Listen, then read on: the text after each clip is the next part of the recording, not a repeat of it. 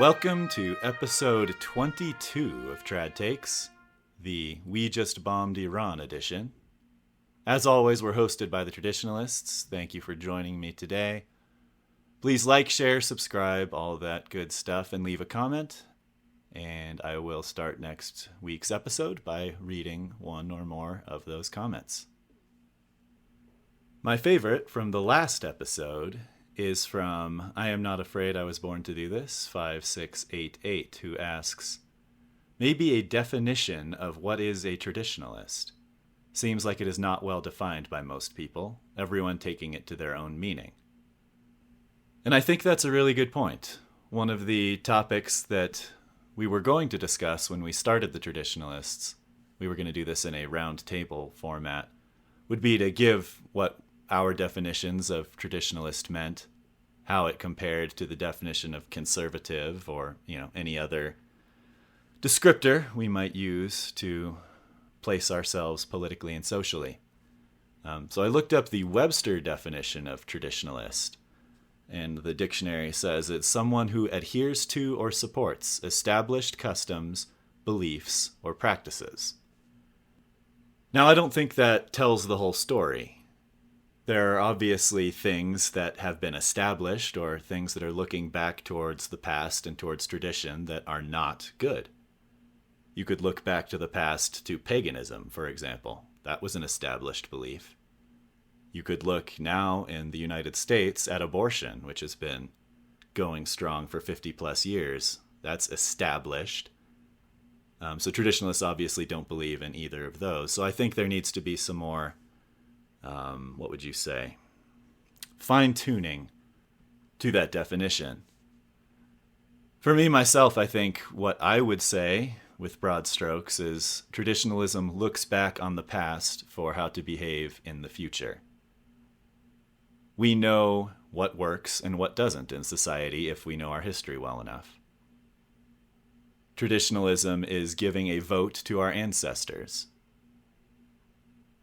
Traditionalism is not the worship of ashes, but the preservation of fire. And so, looking back to go forward, because if we look back and we just say, oh, wasn't it great in the Middle Ages when there was Catholic monarchy and everyone just kind of did their thing and there was no real politics or yada, yada, yada. That's not traditionalism. That's just sticking your head in the sand and not looking at reality. Traditionalism would look back and say, hey, certain things worked very well and certain things did not in this period or this period. Let's learn from those things and apply them to our current societal structure. And then obviously traditionalism, when it comes to Catholicism, is following the true faith and not the faith that has been born in the Vatican and came to fruition in the 60s. So I think it's a great question. I think that is still something that we should discuss on the Traditionalists and maybe hash out as a group and see if we can kind of come to some consensus on what we think traditionalism is. But those are my thoughts. Thank you for the comment, and let's move on. This is going to be a quick video. I don't have much time, but wanted to get something out, particularly with the news. If you haven't heard, on Saturday night, Trump directed the bombing of Iran's nuclear facilities and reportedly completely destroyed their nuclear capability. This is the first time the U.S. has admitted to being part of any attacks in the ongoing Iran-Israel war. Now, for the most part, you're going to hear two different sides in the analysis of this bombing. You're going to hear from the interventionists and the isolationists. The interventionists are thrilled beyond belief that Iran's ability to produce a nuclear weapon has been eliminated, or at least postponed, and now are happy that Israel is safe from being wiped out by a nuke. The isolationists, on the other hand, feel completely betrayed by Trump right now. They say that he has given in to warmongering and that this is the worst tragedy that an American president has perpetrated since Bush invaded Iraq. Now, as I've experienced to be a somewhat reliable pattern in life, I think the truth is somewhere in the middle. I personally tend to lean slightly more isolationist, but I think that the hardcore isolationist viewpoint also has some shortcomings. So I'll start there and where I agree with the isolationist side. As a general rule of thumb, America should not be in the business of being the world police. It's not our business or our problem if two countries decide that they hate each other and want to kill each other.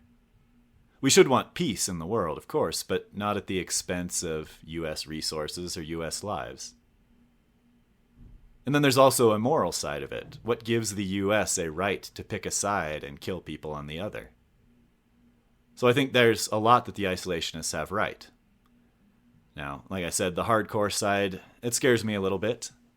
A position that's held and agreed to by both AOC and MTG, Alexandria Ocasio-Cortez and Marjorie Taylor Greene.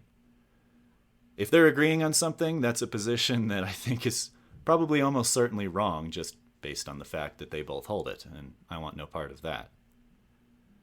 So to give a little credit to the other side, the interventionists, or the warmongers. In this war between Iran and Israel, only one side has, for decades, called for death to America and the destruction of the once Christian West. When those people are trying to build a nuclear weapon and their stated goal is to destroy the great Satan, America, I think we should take them seriously. So I certainly understand the pragmatism of the interventionist argument. And if you don't like nuclear war, it's not a bad thing to prevent a group of death-worshipping Islamists from obtaining a nuke. Now, for the record, if I were the President of the United States, I don't think I would have ordered the bombing. But I certainly see the rationale behind it, especially from someone who has as few moral qualms as Trump does. So, a couple of things that I'm curious to see unfold. First, I'm curious how J.D. Vance, who is probably even more isolationist than I am, I'm curious to see how he reacts to and defends this bombing. Secondly, I'm curious to see if the same people on the right who loved the Trump tariffs and didn't mind at all that he bypassed Congress to do so, I'm curious to see if they come around to disliking presidential overreach and the fact that he ordered this bombing bypassing congressional approval. If so, don't worry, there's plenty of room over here in this camp, the camp that's against presidential overreach and upholding the Constitution. It's okay if you're joining late. We will still welcome you with open arms. And thirdly, and finally, I'm curious to see if this becomes an actual war that the U.S. will be involved in. My hope is that we simply, quote-unquote, did Israel a solid by destroying Iran's nuclear capabilities, but now we'll back off and let the Israelis handle the day-to-day war stuff. But we shall see. There will be more content on the Traditionalists coming soon on this topic. We're hoping to get a panel together to discuss sometime this week. But until then, pray for peace, and particularly peace for our country and our soldiers. God bless you all, and God bless these United States of America.